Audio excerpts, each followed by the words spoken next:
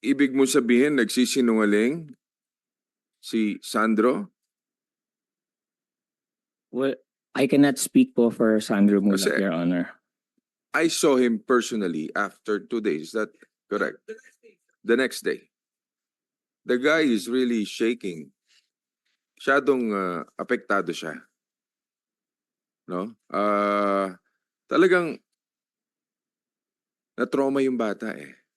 So kung yung bata ganun ng reaksyon, me personally, nakita ng dalawang mata ko, ikaw, kilala din kita, kasama ka namin sa project. But ang sa akin lang, siyempre doon lang tayo maninindigan sa tama eh, no? Dahil so unfair. And si Nino pa. You know Nino. Di ba?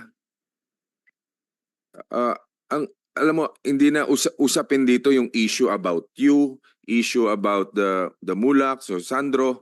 Ang issue dito ngayon, yung pangkalahatan, we want to avoid this, yung ganito mangyari muli.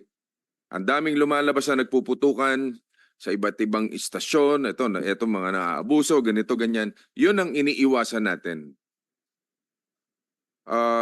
Kaya Mr. Chairman, no, anyway, siyempre, ang lalabas dito ngayon, he said that, ganito, ganito. So, leave it to the committee kung ano man yung magiging decision nyo. But sa tandaan ninyo, hindi kami na may personal dito. Yung sa atin lang, in aid of legislation, para ma-avoid natin at maiwasan na maulit yung mga ganyang pangyayari. Pero sa totoo lang, ako, me personally, nakita ko yung bata, nanginginig siya. Sa mata ko, totoo yung sinasabi niya.